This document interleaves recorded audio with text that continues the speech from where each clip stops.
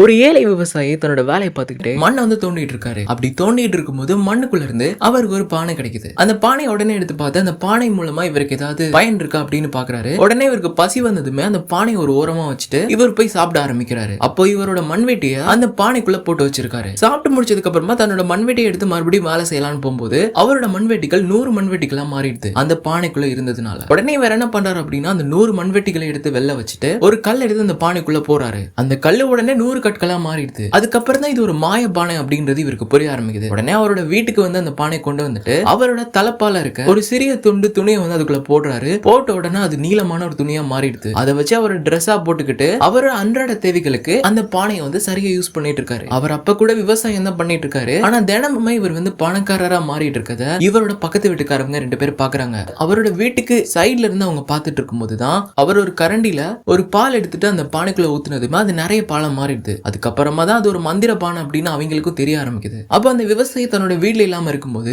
அவருக்கு தெரியாம அந்த பானையை வந்து திருடிட்டு வந்துடுறாங்க. திருடிட்டு வந்ததுக்கு அப்புறமா அந்த பானைக்குள்ள ஏதாவது இருக்கா அப்படின்னு சொல்லிட்டு அதுல ஒரு திருடன் என்ன பண்றான் அப்படின்னா கையை போட்டு பாக்குறான். அப்படி கையை போட்டதுமே இவனோட கை வந்து 100 கைகளா வந்து மாறிடுது. உடனே பக்கத்துல இருந்தவன் பயந்துட்டு ஓடிடுறான். இவனும் அப்படியே அந்த இடத்தை விட்டு ஊருக்குள்ள வந்த உடனே இவன் ஒரு விதமான பூதம் அப்படின்னு சொல்லிட்டு ஊர் மக்கள் எல்லாம் பயந்து இவன் வந்து கல்ல கொண்டே அடிச்சு விரட்டிடுறாங்க. அதுக்கப்புறமா இதை வந்து ஓரமா அந்த விவசாயி இருந்து பார்த்துட்டு இவன் நம்மளோட பானையை திருடி அதுலயே இவனுக்கு வந்து இந்த கெட்ட விஷயம் நடந்துருச்சு அப்படின்னு சொல்லிட்டு பார்த்துட்டு இருக்காரு. அப்படியே இந்த கதையும் வந்து முடிக்கிறாங்க.